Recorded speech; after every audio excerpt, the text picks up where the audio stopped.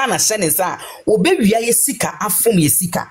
ene na Kennedy Japan umre bi asem a wo kan ye se MPP for ye de ensem mienu ne nan mienu didi enam so nti ye be ko opposition na Dr. Mahmoud Bawumia anka ho because no ni sika even time ye ono ko primaries no no akoto aba e de amman ono a pesa amman for to aba man po ni sika o de ye campaign when yes sika amfa anye when yes sika no wa kwanya ni nyina so be your de sabe bo aban sika when yes sika na momentum say o ye economic wizard nti aho kire to o man yi a Kennedy akompre kwa Japan timi kan say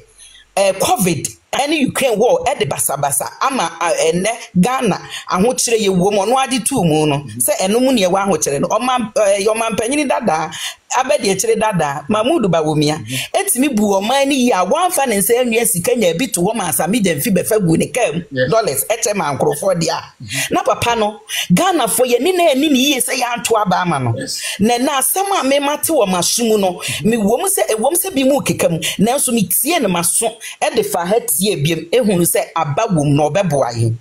asem a Brian Champon etimi aka ne no ama me do a me wo mo Dr. Mahmoud Bawumia me hu se mindi nipa hunu bi achi kwa na mo midi nipa wodwene Ghana ho na onfa ne nsanko wie sika empo abra wo pe dibre so ekura me amedai me ni obi na nke bia ye kan say yenko president ni ya akonwa na ebi anka ba bia sika wo bia ye wiai enso ye wura Dr. Mahmoud Bawumia wo sa niema ni nyina at his exposure no wan ye bi he didn't use what chema wo Brian Champon e na wo brain sika empodi hu ne mobo se won fa nkwa. I'm telling you, this is the manner where you're down to earth. Wonu na ye hia no onfa ye sika anye hwe. So what obetimi na be ye ne campaign man, I'm telling Ghana for ni MPP for nyina say this is the leader we should be crying for. It was see a year fasting and prayers and fasting for Dr. Mahmoud Bawumia no be lead Ghana because you be obeboa yen papa obeboa yen said the ne krono ewo Ghana ohwe John Mahama krono obebu ye wo ogusu a wo wia sika wo wia ne fufu e ma ne ba etimi kra boxes ifra buruchire e de ba e kra boxes de ba say yemra me bombi na me mobi sika no obese ne ho de adi agoboni we e wo park so ne komode nkrofo a na say Dr. Mahmoud Bawumia ba na obebo ye public person ho ban dia oh Brian sa asem na aka ye ne de me jollof me da wase say was sign Dr. Mahmoud Bawumia chi na nkrofo nsem o mo ka se papa ne be wie sika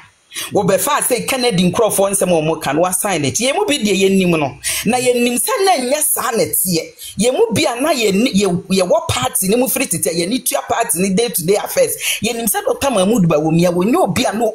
na ni brisika wo mia sika da wo mia Ghana fo sika da na no Brian Champon abebo ne palma me wa bone palma me ama Ghana fo nyina hunu se Dr. Mahmoud Bawumia eyo obi a ye de ni di Ghana animu a ehiafo mo tax am atwatwa wo nwia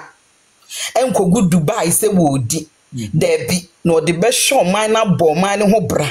wenu ntina na nani abere a wo hwe se akronfo mo Ghana taxes o mu di bi fa baabi na o mu wiewie bi fa baabi o ye se bibia wo ye ne digital se ho ahwani amayen digitalization amayen se de be ya bibia be fa na kwam toti because onya corrupt wonu wo mia sika enu ntina no mpese obia so be wie bi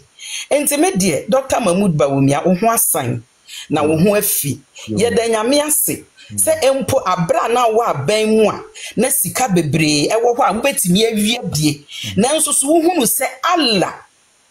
wo de wo ho ato no so se enwie sika o man sika emfa anya wo personal ade enu nti wa amfa anya wo campaign na Brian a wo ye businessman ne yi ni sika e de beboa wo ye da se nyame hira Dr. Alhaji Mahmoud Bawumia na me ka kire Ghana fo nyina se we ni leader e beboa yen we ni obi obeboa yen enye obi obewia ye sika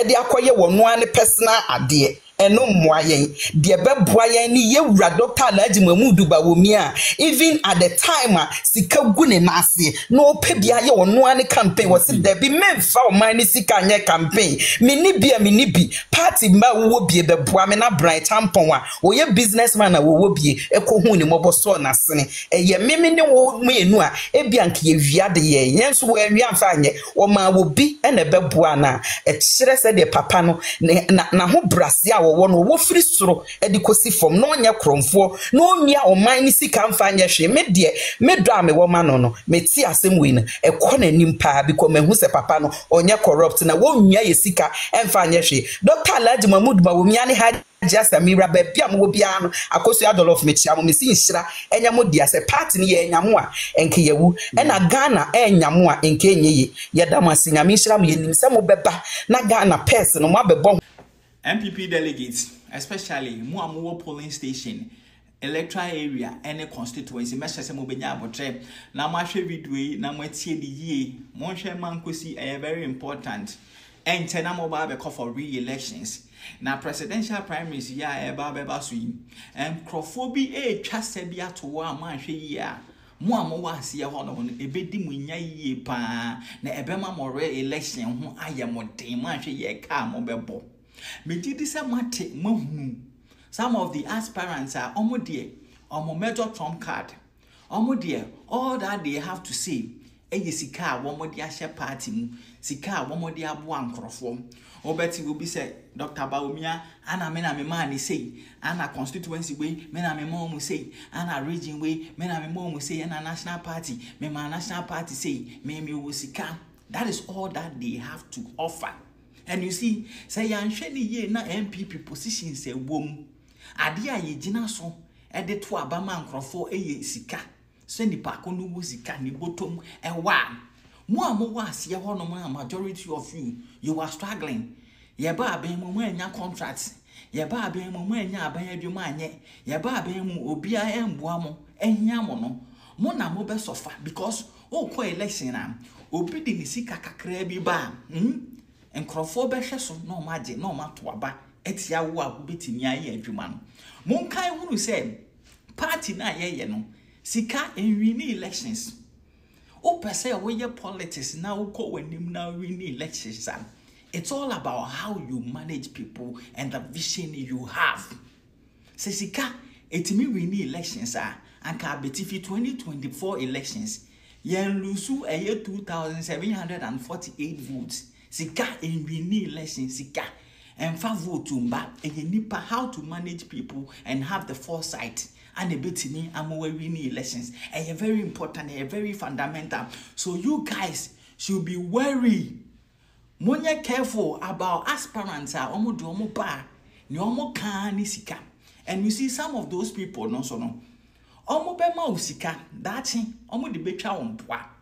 Safo no omo be boa wo kwan bi so but dachi omo de betwa won poa. Safo no ubetimi akunhu amanipa akono right ubetimi adedicate or life ubetimi aye adwumaso bi amanipa akono na daachi bi wa ma 1 cedi na 2 cedi wa ma 10,000 20,000 but edurubere bia kakra na wode ma wo no body betwa wo mpoa safo no that is how they are. You guys should be wary about them. Abana mo kwa akoto no monkan hunu se nipa obetimi aboa party no no amaya ba power ni hia enye obi asabe ne botom wa ofini se ne sikenti obetimi atop party eno enwini elections. Madam